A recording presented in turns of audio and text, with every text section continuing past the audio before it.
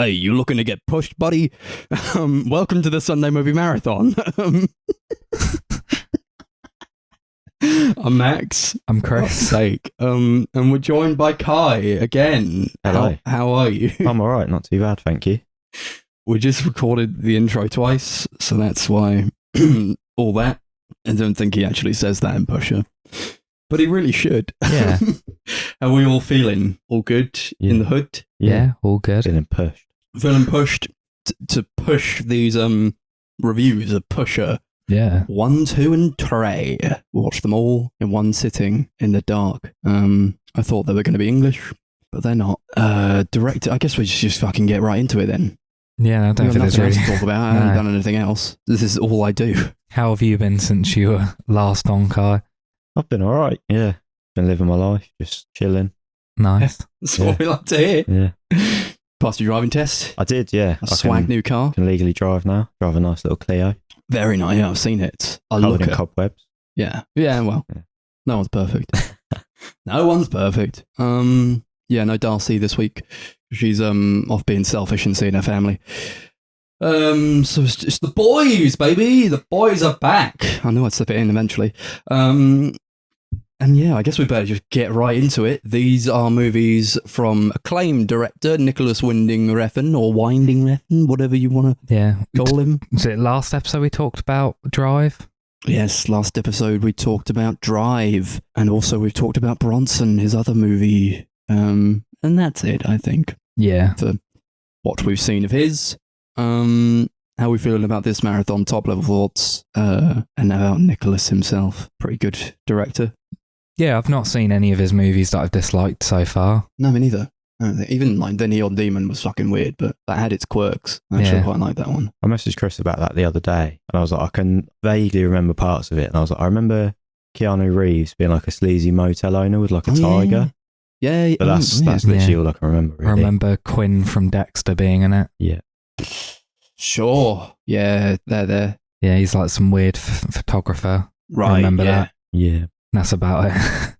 That's just a fucking weird one, to be honest. Yeah, it was strange. But we're talking about Pusher, his some early movies from him, the trilogy, all 3 of which he directed. I guess we better just take it away.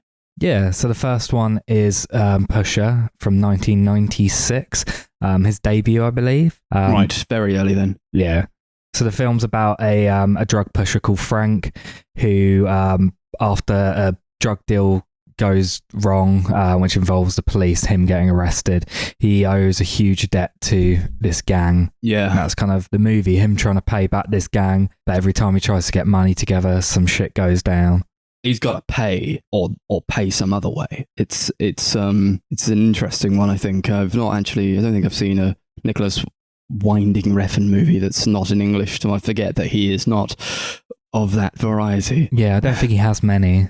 No, yeah. These are all not English, but I think I had a good time with it overall. I think the marathon itself and the movies are pretty solid. They're fine enough to watch back to back. I don't think they're not overly long. They don't outstay their welcome.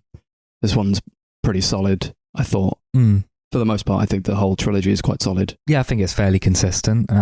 They're all about an hour 40, so they're kind of all pretty short to the point. Mm-hmm. You got Mads coming in. Yeah. Mads Mikkelsen, who's one of the best to ever do it.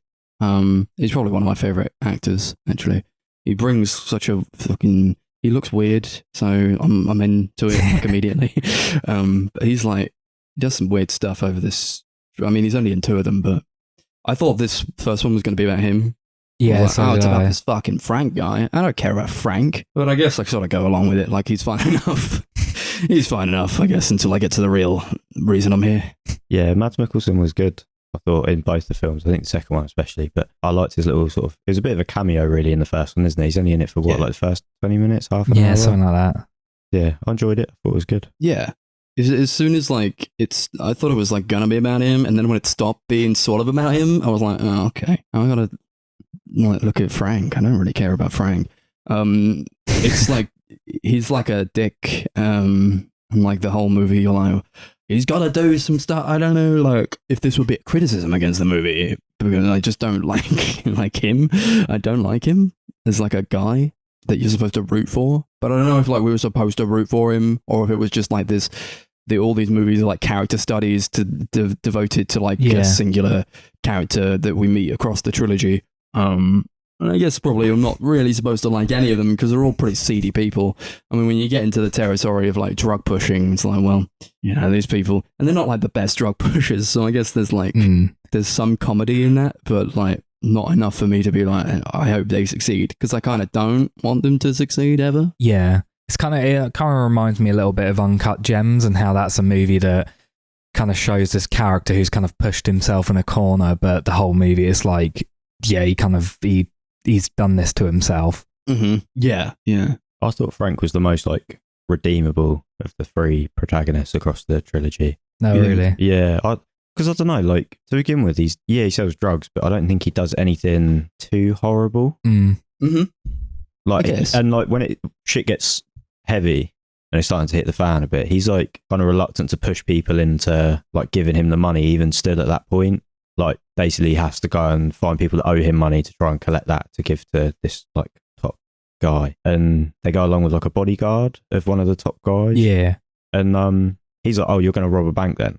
Like, here's a gun, go and rob a bank. And Frank's like, he can't rob a bank. Like, look at him, he doesn't know what he's doing. Like, don't make him rob a bank. But obviously if he doesn't rob the bank and get the money, Frank's fucked anyway. So no, I thought he was probably the most redeemable, and you could tell he cared about, was it Vic, his sort of on-off girlfriend? Yeah. You could tell he cared about her, but I think it was more in like a friendly way than it was like a romantic way. Kind of, yeah. He couldn't take him to a romantic place with her because she's a prostitute. I don't know. It was a very strange relationship, but I think at his core he probably cared about her and his friends. You could see how upset he was when Mads like betrays him and talks to the police because batters him. Yeah, I felt like he could have just gone about things in a different way that would have probably made him a bit more amicable to me. Yeah, because he does like, I get what you're saying, but also like his reactions to it where I was like, oh, he's kind of a dick though. Like, he's a massive dick. He's still not a great guy, but I think compared to Mads' character, and then especially the last character, I thought he was a total piece of shit. Oh yeah. So I think compared to those two, in hindsight, Frank was probably the nicest one of the three, in my opinion. But I guess so. Yeah. Yeah. Well, I look at it like, oh yeah, maybe you're right. But it's like, you know, these are like really low people. I don't think you're supposed to like them at all, really. No, I don't think so. Not a lot. Definitely not. But I really like Kim Bodnia, who plays him. I think he did a really, really good job. Yeah, they feel like they're in this world. They're all really good actors. Yeah. It has that like grit to the movie, or like throughout these movies, where I much prefer something that feels a bit more realistic if it's going for a tone like this than something that's quite hyper Hollywoodized, I guess, that you might expect to see nowadays. Like The Boys is quite... Yeah. Like it's kind of faux gritty, but it's like the Pusher is like what The Boys should sort of look like. It looks a bit more DIY and it looks a bit more down in the dirt.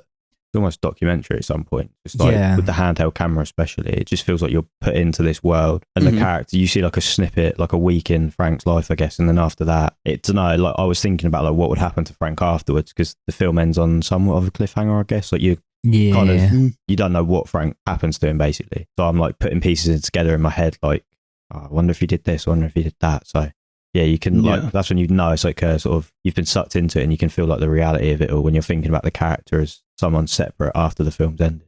Yeah, I thought that was like very conclusive though. Like at the end of the movie, I was like, I didn't really feel like he was going to get out of it. No.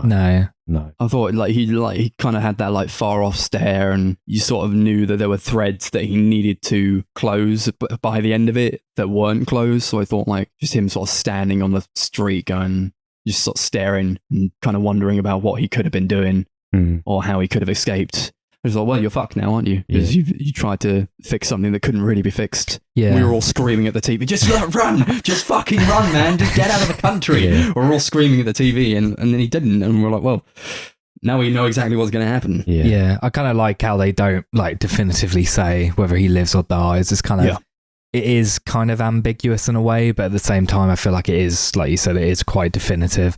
Yeah, like I like a movie that like you know exactly what's going to happen, so that. And the movie knows that you know what's going to happen, so it doesn't need to show you that. Yeah, it like ends with them like putting down like the plastic wrap on the ground, And I feel like at that point, you're just like, even if he carries on running, there's no way he can escape it. Yeah, he's going to be plastic wrapped. I don't know if it was like a tongue-in-cheek line in the second film, but the Milo character, who's like the top guy, he shows up for like one scene, and he's speaking to Mads' character, and obviously they were like friends. And he has like a throwaway line where it's like, I wonder where Frank is. Like, he's not in Denmark. And I was like, do they know he's like, are they implying they've killed him, or is that like, where is Frank? Like, genuinely, what happened to him? Where did he go? He still owes me money. So yeah, that's good. That is a good line. It was just like a bit intriguing. Yeah, sort of makes you wonder. Yeah. Something I think this film does really well, that I think like all like the best like gangster and crime movies does, is like all these characters kind of exist in their own world.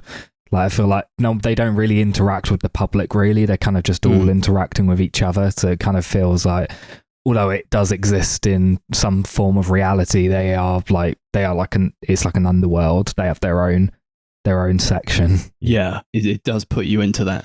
I quite like something that gives you a sense of what this would kind of be like, but I also like they weren't professionals about it. They were all a bit shitty at what they were doing. Yeah. Frank especially is a terrible dealer. Like, how many people owed him money? So many. Like, there was about 10 people he visited. I was like, how does this many people owe you money? Like, get the money for the drugs you're selling them. Yeah. That's drug dealer 101, surely. That does always confuse me in films, like in like Mean Streets, like characters who like just seem to buy drugs on a loan or something. Never seem to understand that. Yeah, I know it happens, like, especially if you're friendly with them.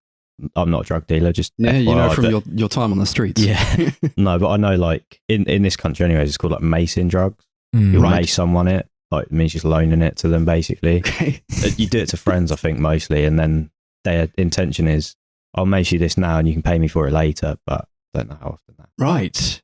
I'm going to brush past why you know that, but okay. I'll take your word for it. Sure.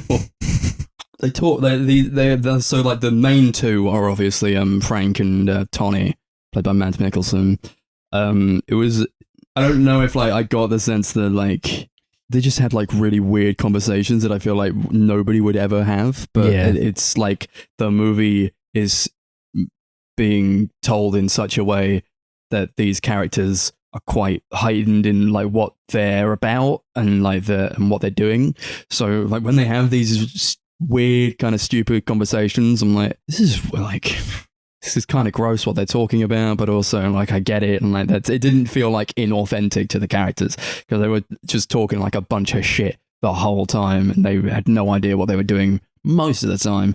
But when they were talking like at that restaurant, they were talking over like a meal. There was a fish in the tank, and Mads Mikkelsen goes, "Hey, fish, you get a lot of pussy?" I'm like, okay. They're just like constantly talking about like sex and like there's that scene right at the beginning where they're just driving and chatting. Yeah, he was talking about like how he spermed on a girl and how he had to piss on her face to clean it off. So grim. It's disgusting. Yeah, all these conversations. They're having them like out in the open. They're just like walking down the street having these rancid fucking conversations. Classic lad behaviour. Do you think it was like a bit of compensation though? Because like you don't see any of them be like intimate with women the whole trilogy. No. Yeah, definitely. I feel like it's them just chatting shit. Yeah. To me, there was a bit of like an undercurrent of like homosexuality kind of thing, like suppressed homosexuality. Yeah, definitely. Just the way they were talking, I was like, no one talks about sex like this. No. It's like you guys have never had sex. Nobody talks about their cocks as much as these guys talk about their cocks. Two 15-year-olds talking about it. It's like you clearly haven't had sex. Like you don't know what you're talking about. You're just saying the mentalist things you can think of. Yeah, well, I think there's definitely like a very like toxic masculinity sort of theme throughout all of these movies. Like these are characters who are kind of like the epitome of masculinity in like the worst sort of form. Trying to be cool, trying to look cool. They're always wearing sunglasses, even though like they're in fucking Denmark and it's always overcast. Wearing sunglasses inside, sunglasses in the car. It's like, okay, they're just trying to look cool, trying to be the mans. Even though there's like one woman, maybe like two, that like have the most sense, sort of. Yeah, but you know. I think Frank's girlfriend was probably the most sensible because you can tell she wanted to get out of that life. Like she's the one egging him on, like, oh, we'll move to Spain. Yeah. And then when he like backs out of that at the last second, she just takes his money and runs. And I was like, good. Yeah, that is the smartest decision you could have made. If he's not going to do it, like, fair enough. Yeah. I thought that was such a like great ending as well. Like this final, like, fuck you to this character. Yeah. Yeah, it sort of reminded me of the ending of Heat. Yeah. where there's like when a character makes a decision, or like the Northman, when a character makes a decision to go against this presupposed happy ending for them, they make the opposite decision to go back into this other world to get like either vengeance or like a sense of closure. It's like, there's no point, man. There's no point in doing that. You just have to, in these situations, you just have to leave. You just have to run away. And then in the end, you know, that's sometimes that'll hand you your own life. Yeah, that's another reason I feel like Frank was one of the most redeemable. Is because, like, I don't know, in my head, he had just a really bad upbringing and he can't see any life outside of drug dealing. And at the end, when Milo calls him, like, it's bad, we need to settle this. Like, it's bad business for both of us. He's like, oh shit, I can have my life back. Because that's all he sees. And it's like, yeah, oh, okay, I'll just go back to doing that. That's easy. I know how to do that. As opposed to going to Spain, living a different life. In a foreign land. Yeah. You don't know what you're doing. Yeah, I guess so. That's abuse, baby. It's abusive relationships 101. Yeah. You guys were quite critical of the music while watching it. I hated it. It's bad. It's bad. All the music in all of these movies is bad. It's just straight up. I know you said that like he took like fans' music. Yeah, it was like, I think the second one, he like got a load of fans to submit like samples on this like website. He picked like his favorite ones or something. I appreciate that idea, but I don't like the integration of it within these movies. Every song sounds like the same thing. It's just like hard rock music that all sounds just like a blare of guitars and just it drowns you out in the noise of it. It starts, all of these movies start with the same song, and every time I keep thinking it's Down with the Sickness by Disturbed, but it never is. But it all sounds like some worse variation of that throughout it. I quite liked the music, to be honest. It was the first time hearing of it. Yeah, no, I quite liked it. I thought it was very chaotic and like blaring. Like, I kind of liked how rough and gritty it was, especially like in the second one where it is like very amateurish sounding music. I think it kind of added to the movie for me. But I also completely understand what you guys are talking about. Thematically, it's okay, I suppose. It's like a preference thing, I suppose. I thought the score was shit as well, though. Like, even the songs that weren't like recorded songs, you know what I mean? Like, just like background score, I was like, this is awful. It's just weird, like synth. Yeah. With no sort of like purpose. This is very off-putting and strange. So maybe that was the point. I don't know. Maybe, yeah. I don't know. I just didn't really like any of that. any of it on like the musical side. I don't think. It just felt a bit too generic for me. Yeah. It was a shame. Because I do like overall how it's made, and like I like a lot of the decisions that they're making in this movie. I like that shot where they're being chased by the police and it just fucking follows them across the street as he's running, just full pelt to try and get away from the police. That was like awesome. And a lot of like the camera decisions in this movie is like really well done, especially for like a first movie. I'm like, oh man, this is like really great. Yeah, I think the use of handheld's really good. It kind of like feels like it's almost like guerrilla filmmaking. Like, especially like any scene they shoot in public, it feels like it is actually, they're just filming something that's actually happening. There's a really good sense of realism, especially in this movie, that I really like. Just him like going into the pub and like glassing Tony over the face. Like, oh, it feels so real. Oh man, it's horrible. I thought he was dead, man. Yeah, same. I definitely didn't think. I thought the second film was going to be a prequel. Yeah. A bit mad, I think, that it was like he beat him to death. He just did. He smashed him over the head with a glass, like a big like picture, and then he's proceeded to whack him over and over again and kick him and, you know, baseball bat him. I'm like, this man is dead. He is dead. These people are only human. I feel like they sustained so much damage in this movie. It's like, you can't. Lesser things have happened to beefier people, and they have died. Do you think maybe he intended to kill him off, but then the idea for a sequel came up? So he was like, okay, maybe he just survived that. Yeah, I think he might have done. Yeah. So I know he wanted the sequel to be about Frank. Oh, okay. But he didn't want to come back because they had a falling out after the movie. That's a shame. It's a shame we didn't see Frank again, in my opinion. I would have liked the third film to kind of like wrap up that story. I think it would have been better than just the focus on. Yeah, I think because they had a falling out, it was like, fuck it, I'm just going to do 2 movies about 2 different characters.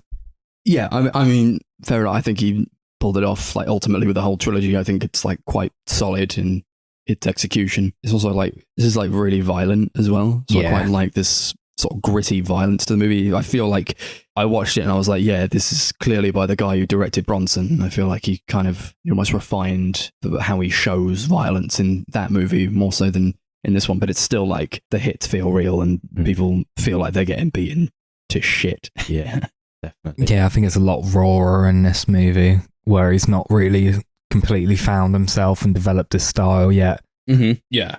Yeah, it does feel like you were saying, like a bit more guerrilla filmmaking style and just like sort of seeing what goes, seeing what works. But I enjoy that in a movie sometimes more so than a deliberate stylistic choice. If it's going for something like this, which is quite, the characters are very scattershot and everything is sort of like up in the air and they don't really know what they're doing. So it follows suit that the style of the movie would also reflect the mindset of the characters in that way. Yeah, definitely. And the nipple electrocution. It's all about that.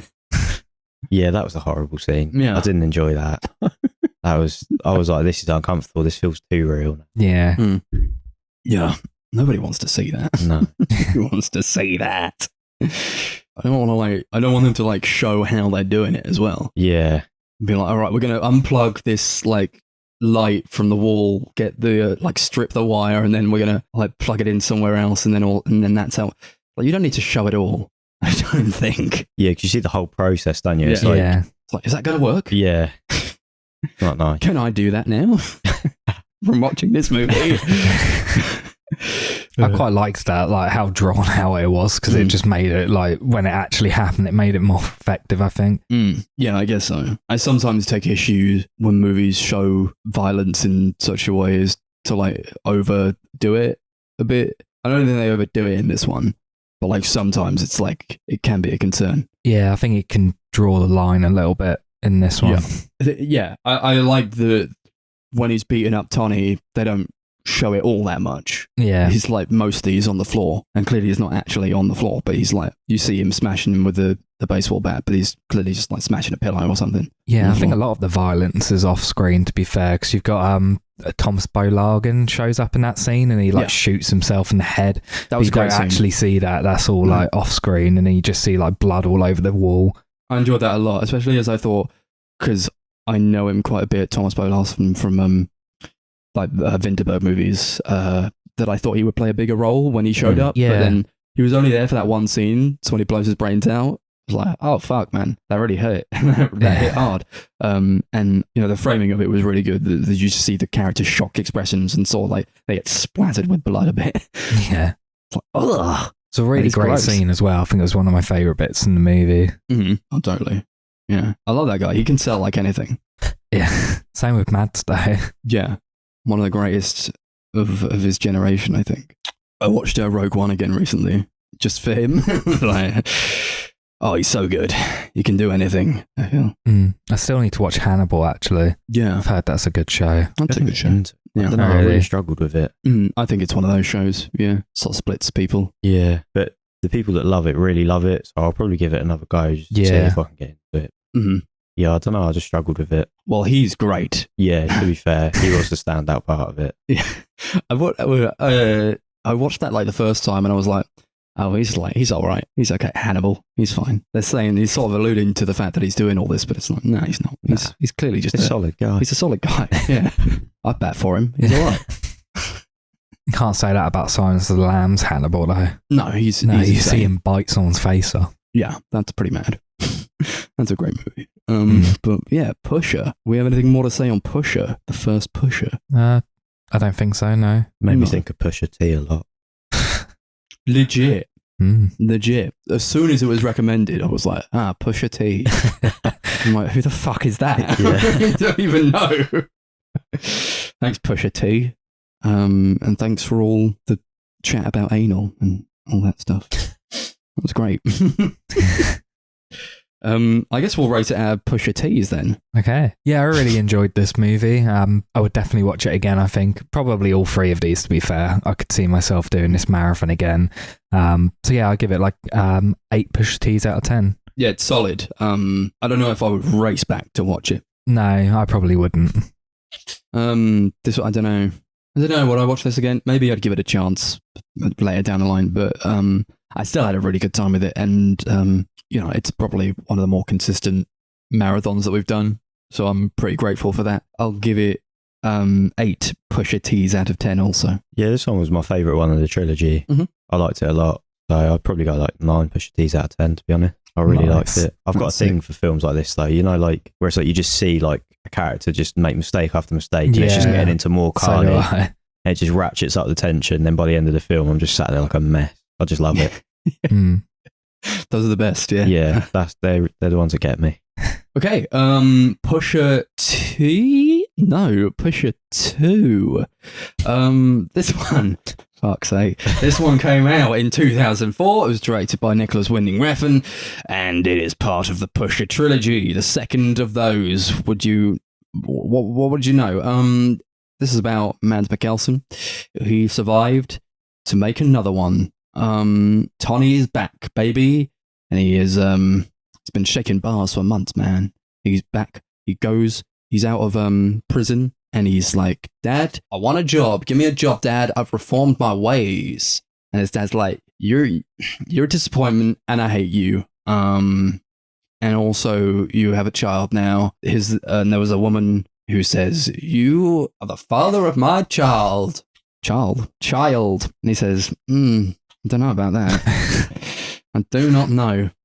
It's all about drugs and selling drugs and Tony making his way in the world again and sort of getting embroiled back in the old business of doing a lot of cocaine. They do a lot of cocaine in this movie. What do we think about this one, Pusher the Second? I really loved this movie. This was easily my favourite of the trilogy. I had a really, really good time with it. Yeah, I like it a lot. It's like sort of on par with the first one for me. I just think they're like really solid. It again starts with that Down with the Sickness beat, which is not that. Oh, they could have done something else. I don't know. I like the sort of intro where to all of these movies where it will show you the characters before you watch the movie. Yeah, it's really fun. Like, here's Tony. Here's Ronnie. Here's Bonnie. And the cunt. And the cunt, yeah. Kurt the cunt. Yeah. Big draw to this movie, yeah. But it's had a good time with it, and I think this is what I wanted from the first one, but only probably because Mads Mikkelsen was the main character. Yeah. I just think he does like a really good job of selling this fucking weirdo. Where I'm more used to him playing characters who seem a bit more sophisticated. This one, he's like super fucking down in the dumps. He's like just a major disappointment, like through and through.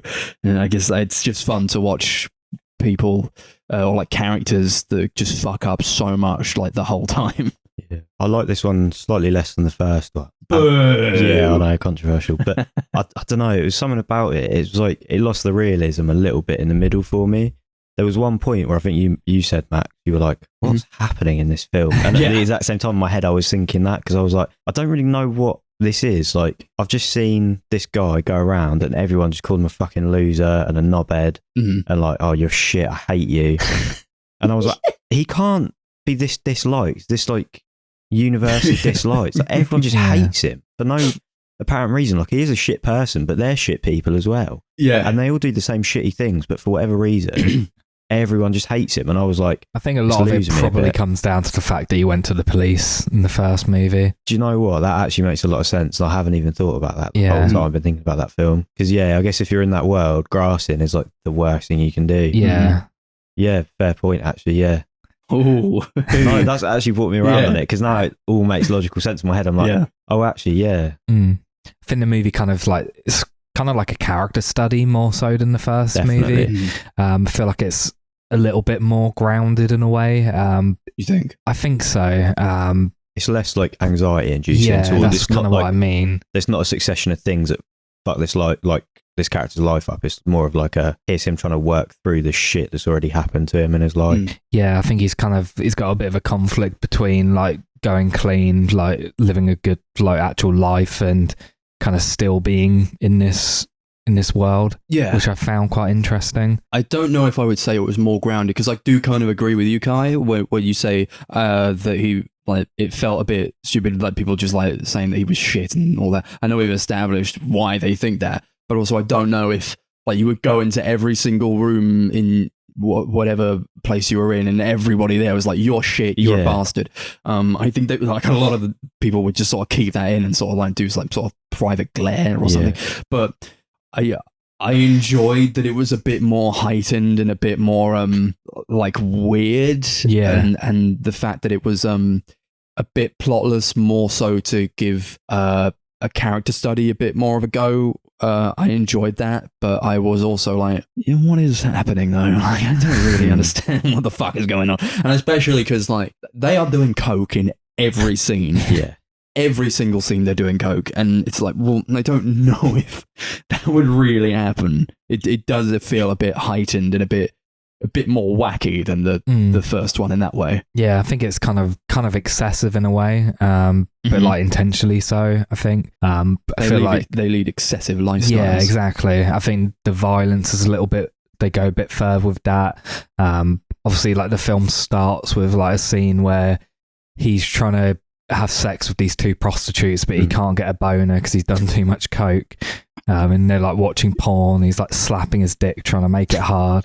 Yeah. That's kind of like crazy shit that this movie's doing that maybe the first one didn't do. I like that a lot though. I like that scene. And I guess it was like, I enjoyed it more because I've never seen Mads Mikkelsen do that kind of thing before, where it feels a bit more disgusting and gritty. Yeah. Even though like Hannibal is quite a disgusting show, but like he's very well mannered and put together in that show. But in here, it's like he's like a fuck up and he's a disappointment, and it's just I like exploring him in that way a bit more. Yeah, I think I struggled to get on board with him a little bit more than I did with Frank. I came around to him towards the end of the film, but at the start, he was just like horrible for like, I don't know. Frank was horrible, but you could tell he like gave a shit about people. Whereas with the Mads character, I was a bit like, I don't know, I feel like this guy just doesn't really care about anyone other than himself. Like when he finds out he's got a son, he's like, nah. Yeah, totally. Nah, no, I don't. Yeah, I think he's almost like a bit of a sociopath throughout the movie, I think. Yeah. But I feel like at the end, he kind of turns around a little bit with his kid, obviously, when he like runs off with them. Yeah. I feel like that's kind of like his turning point where he is kind of trying to grow and accept who he is and just move past like the criminal side and try and be clean and live a natural, responsible adult life. Yeah, if we're talking about the ending, I really like that ending. I actually thought, I agree that he's trying to find a way to reform, and in that, I felt like it was a bit more hopeful than any of the other endings to any of these movies, where I don't feel like there was any way to come back from that first one for older Frank. But in here, I'm like, well, it's sort of, I get a sense that he feels like he's done something wrong and he wants to make it right. And I get that sort of theme of, I like movies where like a guy has to look after a kid. So it's like, then there's like a sort of redemption in that where like the kid makes the guy better.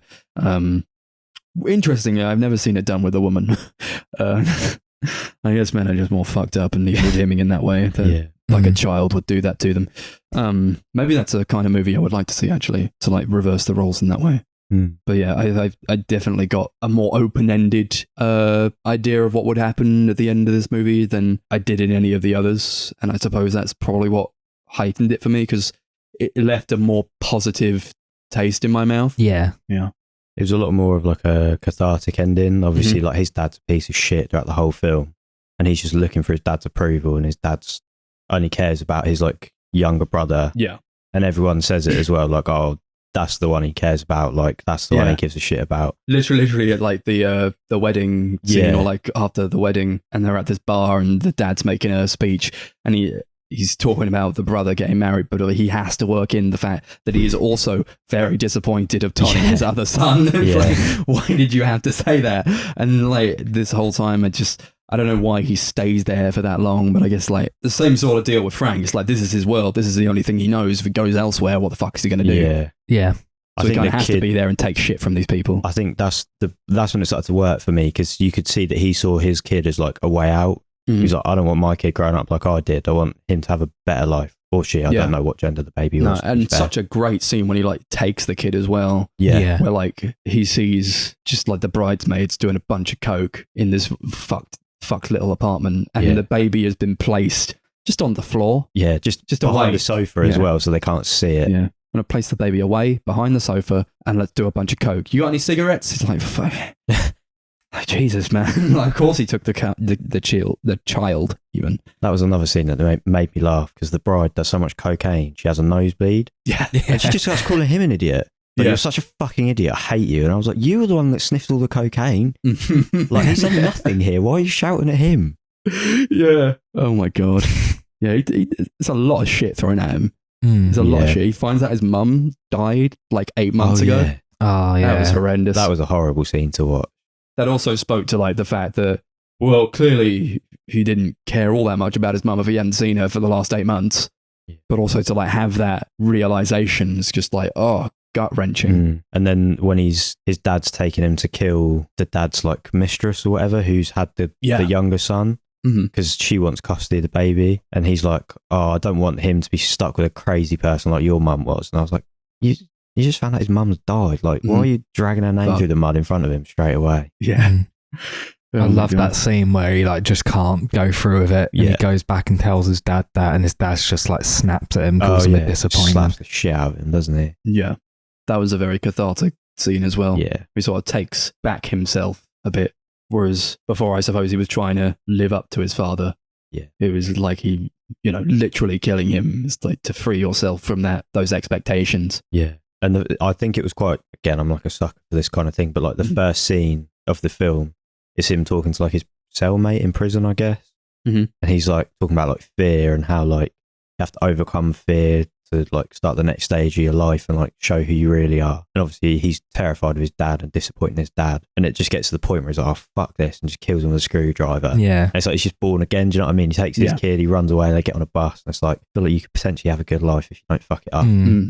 I think the film does a good job of showing that the character is he is a bit of a piece of shit, but they do a really good job of kind of showing the environment that he's been raised in and kind of where that's come from and what made him the way he is. I think that made the character a lot more interesting for me than Frank in the first one. See, I'm on the other end of that because I think they kind of, in this film, beat you over the head with it a little bit too much, whereas with Frank, a lot of it was implied. That's and it's fair like enough. little lines that kind of, I don't know, in my head I was making this whole backstory for him. Yeah. Whereas I feel like in this one it's just all laid out there and you know exactly why Tony is the way he is. But that's just personal preference. Like, I get that. Still a great film. No, I get that. Yeah, totally. They call like nobody treats like women properly in any of these movies, No. Which like really was quite a bugbear for me. I don't know if it's like a sign of the times. This is like early 2000s. I don't know if I suppose it was like they were trying to show this seedy world, and these people are like complete assholes. So of course they're going to treat women this way. But like nobody has a single nice word to say about fucking any of them. They just go to such lengths to like literally showing them being choked, calling them whores the whole fucking time. Just showing them as like neglectful or fucking just like pieces of shit. It kind of, I was like, well, I don't know if you needed to go that far with it. Yeah. Especially as like the previous one didn't with Frank's girlfriend. She was like at least on a level, but like everybody here was either like fucking stupid or like the worst person in the world. Yeah, I found the women in this film a lot more cartoonish. It was like, we love cocaine. Yeah. That was their whole character, was we love doing cocaine. And anything that gets in the way of us doing cocaine is a problem. And I was like, so like, I don't know, it just felt a bit one-dimensional. Yeah, totally. They play like a song in this. It's like a synthy song, but they play it like 3 or 4 times. And every time they fucking played it, it's very distinct, but like every time they fucking played it, I was like, oh, it's this song again. And where I felt like the previous movie, it had like shitty music, okay, but like I don't think they were playing the same fucking song over and over again. But with this one, it's like it just kind of beats you over the head with it. And in scenes where like I don't even think it was needed. Yeah, it's like, oh, I guess he's walking through the bar, Play that synth song again. Yeah. Well, I don't know if you need that. Yeah. I read a fact that apparently a lot of the people in the movie, like the actors, aren't actually really actors. They're like real life criminals he hired for the movie. Oh, really? Like, I don't know who he plays, but there was someone in the movie who apparently was arrested for smuggling heroin not long after the movie. Wow. Well, fair enough. Yeah. Yeah, exactly. So it definitely adds to the realism, I suppose. Yeah. I was getting that realism from it, that these people did exist in this world. They never felt like actors. Yeah. I think in like the first film, there was like an interview. It's like a fairly famous interview with Nicholas Winding Refn where, like, before the interview, he said to the interviewer not to ask him like how he made the film so realistic and how he knew everything about that, and that was the only thing they asked him, and he like apparently gets really awkward and quiet and doesn't say anything. Yeah, you don't need to know these things. Yeah. I feel like he definitely probably spent a lot of time in that world and around these people. Yeah, probably. Yeah. Which must be quite uncomfortable. Oh yeah, but I think it adds to it. Yeah, 100%. Yeah, definitely. The films are better for it. Mm. Because it's not like I shit on Guy Ritchie a lot, but yeah, his films are just the worst. It's like cartoonish gangsters and they all... Like, he wants to be part of that Yeah, world, exactly. but nobody will fucking let him in there. And it's just like, oh, shut up, you knobhead. Yeah. Yeah. It's all like that. This is like the polar opposite of fucking all that, like Snatch and all that. Yeah. But, Exactly. Yeah, this is kind of what those movies want to be. I think. Literally, that's what I was thinking the whole time. I was like, this is lock, stock, and two smoking barrels if it was like good and realistic. Mm. if they sort of knew what they were doing, or like knew what they were talking about. Yeah. Felt like Nicholas Winding Refn was embroiled in this world, and they probably just gave him a bunch of coke. Probably. Yeah. Oh, 100%. Or I thought about like Scorsese, how he made like some of his movies where he just like he was in that world for a long time before making the movies. Yeah. It adds a bit more authenticity to it. 100%. Didn't they consult with like the real life mafia for The Godfather or something like that? So I heard that they were somewhat involved. Yeah, they tried to be. So apparently Coppola got a lot of pushback and they were like, we want this in the film, we want that in the film. Coppola had to be like, I can't really say no to you guys, but I'm not doing it. So he had to like find other ways to please them. But yeah, apparently the mafia are quite, especially in America, they'd like to get involved in mob films and sort of portray themselves as like nicer people than they are, I guess. Yeah. Mad stuff. Yeah. I love there was like a child in the movie, and as soon as like he came onto the screen, kind of was like, it just looks like a small man. Like he said he has the body of a small man and the head of a child. It's like so like a child. No, because he had a very like manly figure. Yeah, he did. He didn't. He was like a built kid. He was wearing layers. It was cold. Nah, he was a built. He was like a Hasbulla sort of thing. It was a bit of a Hasbulla type thing. I saw him and I was like, "You're not a child." Like when he first comes in that garage, I was like, "Who's that little man?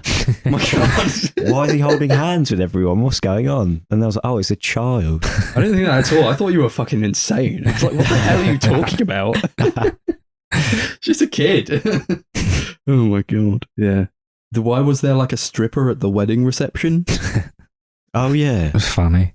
Yes, that's just what they do. Yeah. I don't know. the Danish thing. Yeah, there's a bunch of shit in this movie. It's just like, okay, I guess they're doing that now. Yeah, Like every single scene, they were committing a crime, pretty much. Yeah, someone does cocaine while they're having a shit. Yeah.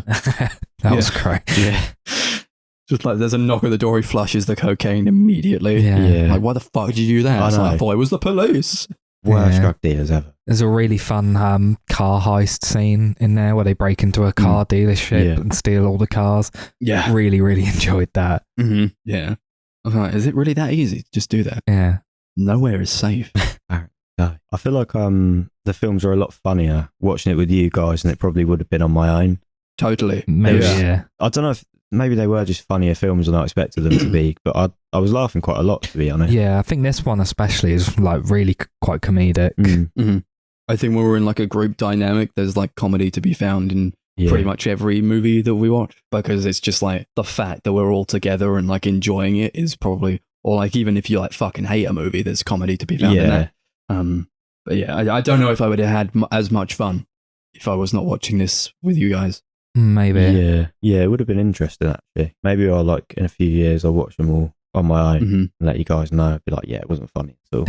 Yeah, that's the thing. Yeah, I'm like, well, would I revisit these movies? Probably not like very soon, because I know, and if I was to do it on my own, I just don't think I would have had as much fun, or like, and maybe it's like the enjoyment factor of the movies is like a symptom of that. But apart from the fact that they're just like really good movies anyway. Yeah. But yeah, that does heighten it for sure. Yeah, I feel like definitely. every time like we do a marathon together, it's a bit more fulfilling or fruitful than when we do marathons just on our own. Yeah, definitely. Should we rate the movie? Yeah, sure. What are we going to rate this one out of? Kurt the Cunt. Okay. Yeah, like I said, I really love this movie. I think out of all of them, I could see myself like revisiting this, like just as a standalone movie. Because I think it does, I think all of these actually kind of, they stand on their own, although characters kind of are like recurring. I think they kind of are all telling their own different story. They're all doing different things. This is definitely my favourite of the three. Look at it. 9 Kurt the Cunts out of 10. Yeah. Gotta love that scene where he's trying to get some money for drugs, and he goes and he's like, no, that's not enough. And like he goes back to Kurt the Cunt and he says, yeah, it wasn't enough. And then Kurt the Cunt says, that dries up the cunt. 8 Kurt the Cunts out of 10. Really enjoyed it, and I really love Mads Mikkelsen as the main figure this time. Yeah, he's great. Yeah, I'll probably go 8 Kurt the Cunts out of 10 as well. Had a good time with it. But yeah, I feel like it wasn't maybe as realistic as the first one. Maybe a little bit more on the cartoony side. But again, that might just be my personal preference. I don't know. Definitely recommend it though. I read that apparently, like the sequels that he made, he never obviously intended to make them. He made like a film called Fear X, which was like his first English language movie, and apparently it was a huge flop. So to like save the film company he owned, he decided to do 2 sequels to like make money back, basically. That's cool. Was the first one like a relatively big hit? Yeah, it was a really big hit, apparently. Okay, cool. Nice. He's so great, honestly. I really like him. I've got to watch his series that he got on Prime, the Too Old to Die Young or whatever. Yeah, and you got Copenhagen Cowboy on Netflix, which I think's like the first Danish thing he's done since the 3rd Pusher movie. Oh, awesome. Yeah, I'll have to watch that. I don't have Netflix anymore, but like we've got it at work, so maybe I'll have to like stay after work one day and just watch it. I might have to start doing that to catch up. But yeah, okay, Pusher 3. Do you want to introduce Pusher 3, Kai? Yeah, can do. Yeah, Pusher 3. It's about like the big kind of crime boss of the that was in the first 2 films. He's a bigger role in the first one. Yeah, he's the guy Frank owes money to. Is it Milo or Milo?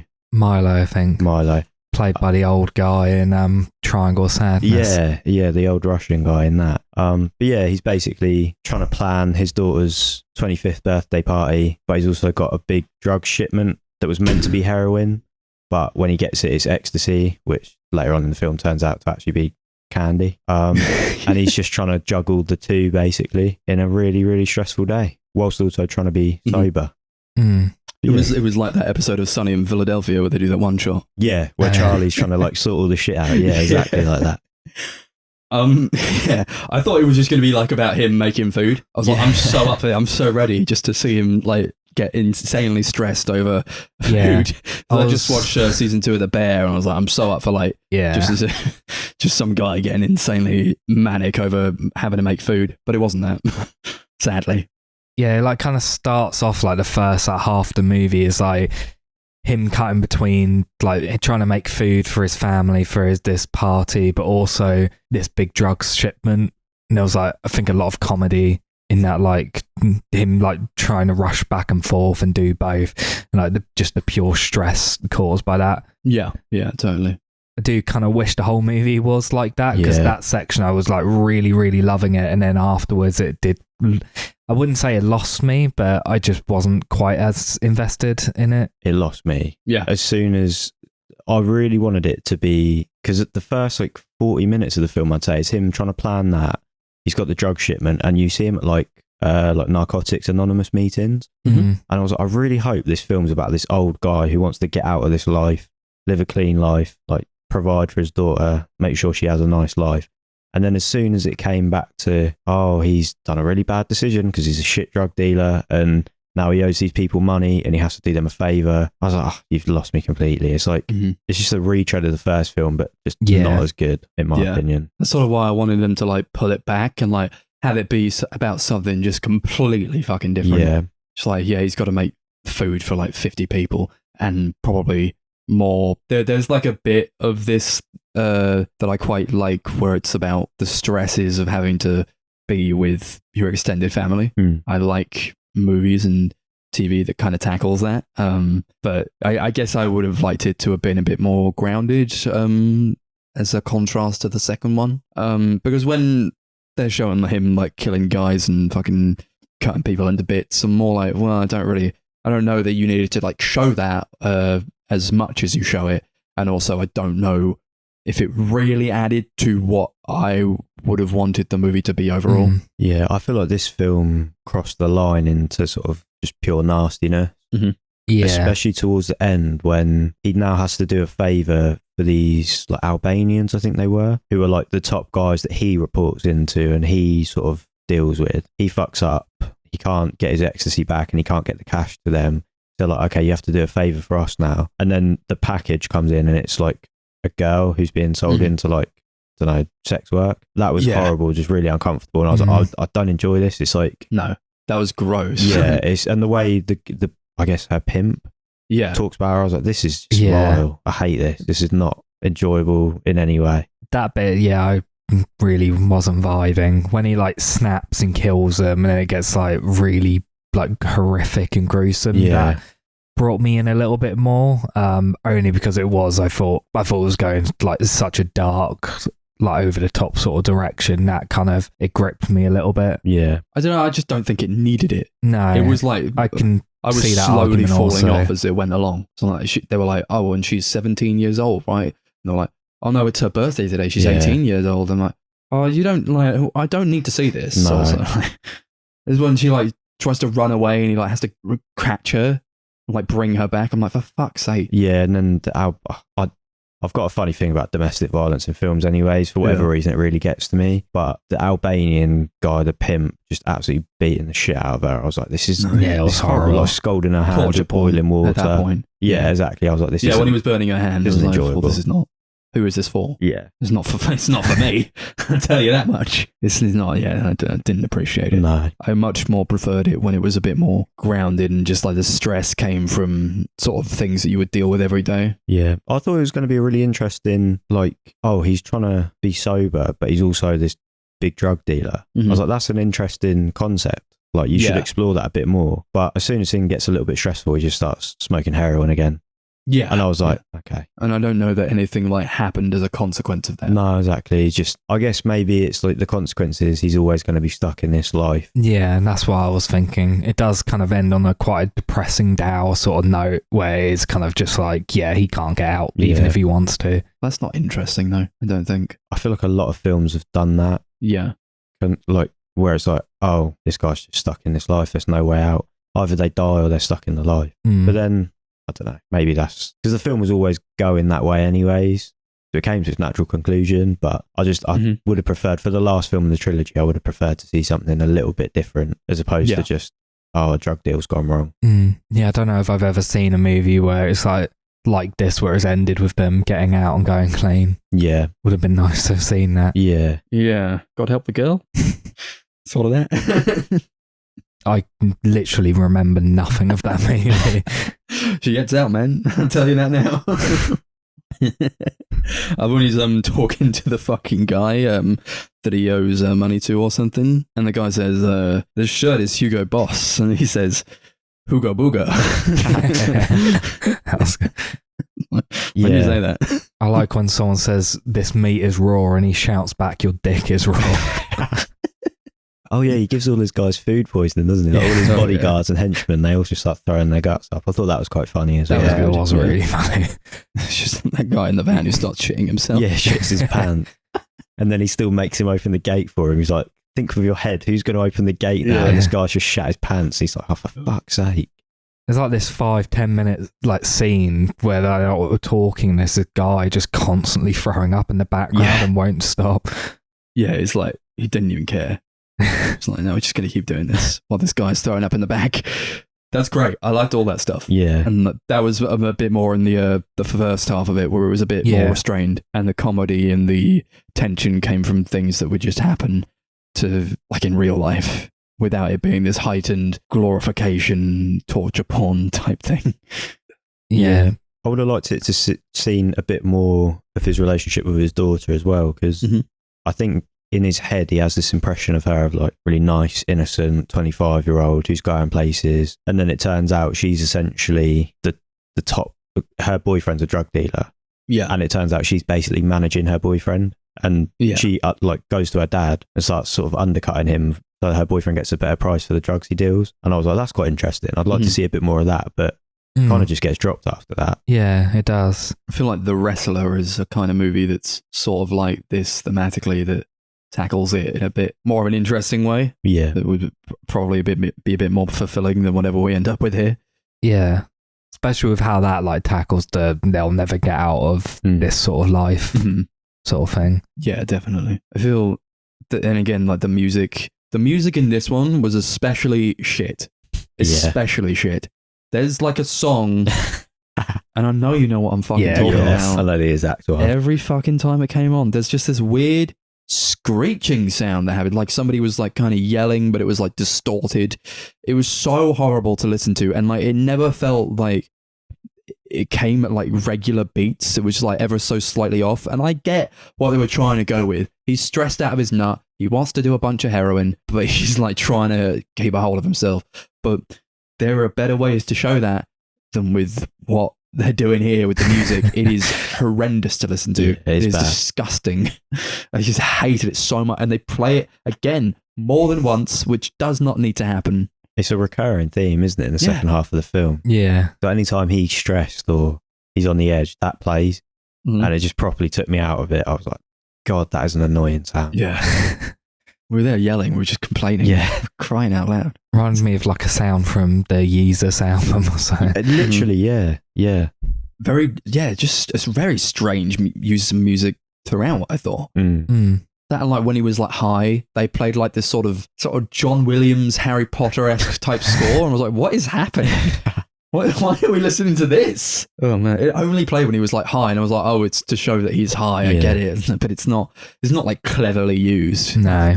Shame. It's a shame. I think I talked when we were watching it about like how they show suffocation in film. Oh yeah. How they like put a bag over this guy's head and he's sort of suffocating. And I was like, how do they actually do that? Because it's definitely not CG. They are clearly putting a bag over that guy's head. And I googled it, and yeah, you just fucking do it. Apparently, you just do it for realsies.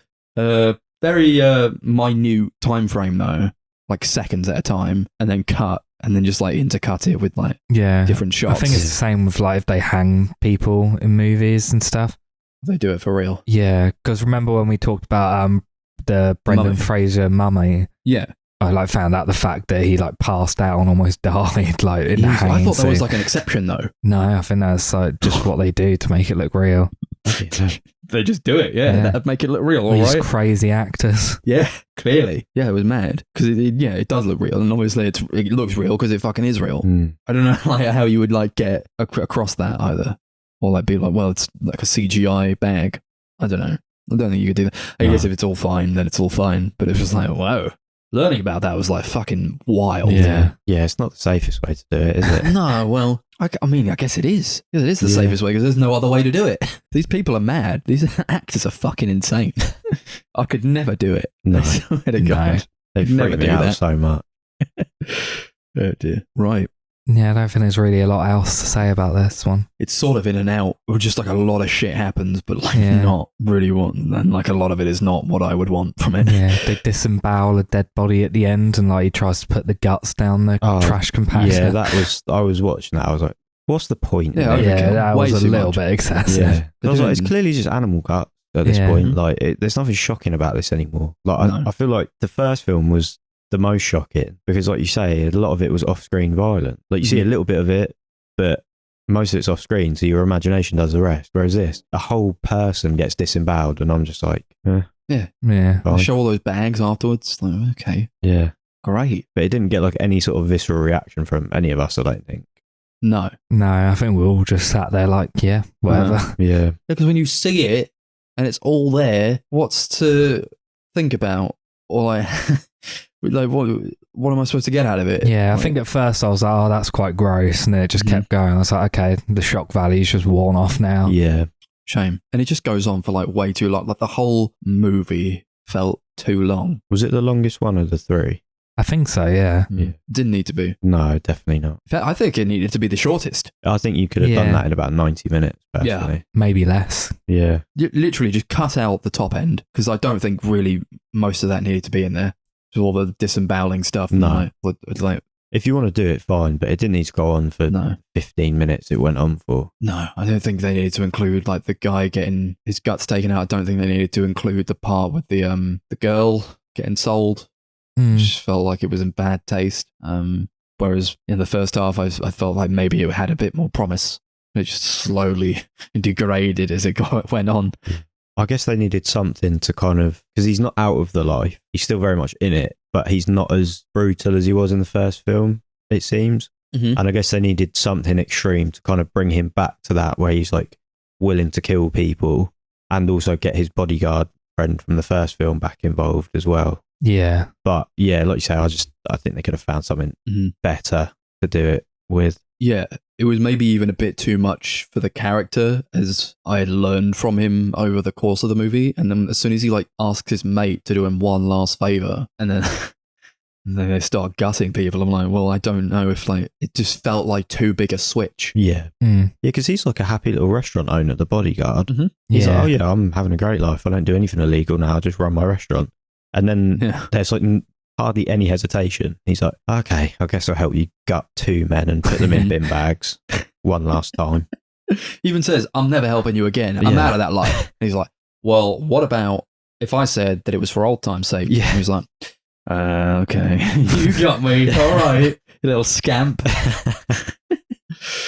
God. Yeah, okay. Kurt the cunt came back in like one scene. He looked completely different. Yeah, he had like an afro, didn't he? It was weird. Who the hell is this guy? Says he was ordering like 60 fish fillets that he inevitably ended up throwing in the bin. That annoyed me. That annoyed the shit out of me. Yeah. Wasting food. Just, that was worse than the disembowelment. Well, that cannot food warrant looked it. properly horrible as well. Yeah, it is. I would have taken a fried fish over anything you were serving at that party. I did find that scene quite funny where he went to the Chinese restaurant trying to get 60 spring rolls. Yeah. Yeah. We're all sold out. Sold out spring rolls, yeah. Oh my God. 60 fish, yeah. Yeah, 60 fried fish. That's doable. Sure. Yeah. I was like, is there any meat in spring rolls? I don't know, actually. Yeah, I don't think so. But what, you run out of that faster than you run out of fish? Spring rolls are like, aren't they like a staple of Chinese takeaway food? Yeah. Maybe that's why they ran out. Yeah, true. No one wants the fish. Yeah. More like fish fillets, which didn't look Chinese at all. Oh, why was his second? Oh, I've never been to a Chinese and gone fried fish. No. His second, as soon as they said, oh, we're sold out of spring rolls, he goes, oh, fried fish then. Yeah, next best thing. Yeah. I was like, where's that come from? Yeah, surely you go like chicken balls. Or something Yeah, like that. exactly. Prawn toast. Or Yeah, something. just anything remotely Chinese. I'll have 60 fried fish, please. Yeah. No, you won't. We're a Chinese restaurant, mate. Mm-hmm. We don't sell that here. Yeah. Should we rate this one out of fried fish? Sure, yeah.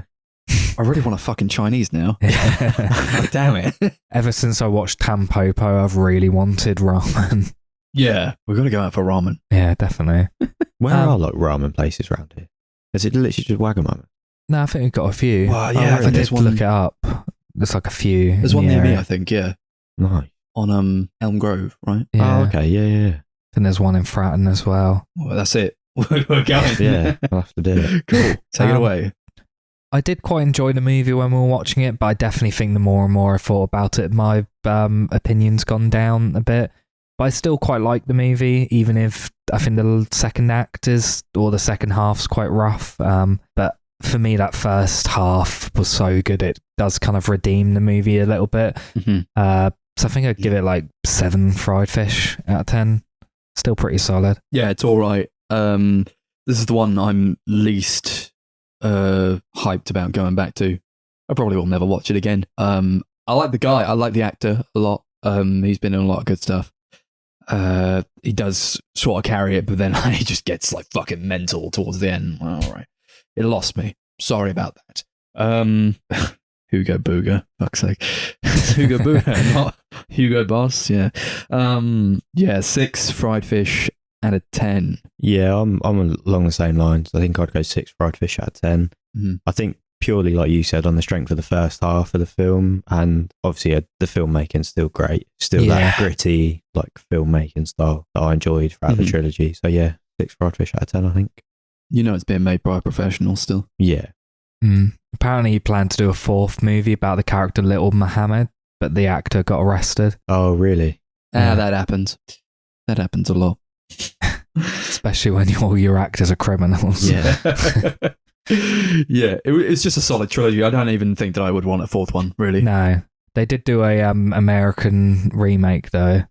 Oh, yeah, they did. Yeah. I bet that's dreadful. That sucks, yeah. They fucking suck. They never learn their lesson.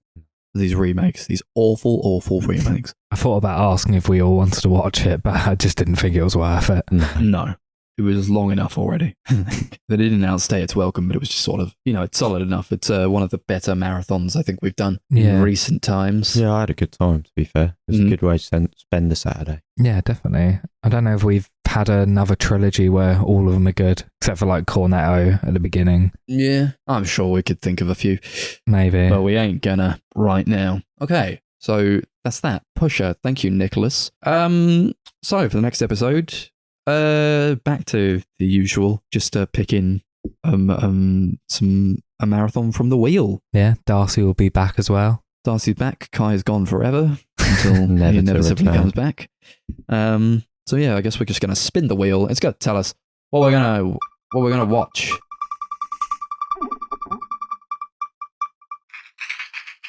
Ben Stiller movie. We got to take. No, I'm not having it. I'm not having it. Can you there's no way. Like I forgot to fucking mention this to you before, but I think we should just take those fucking actors and the directors off for like 2 months.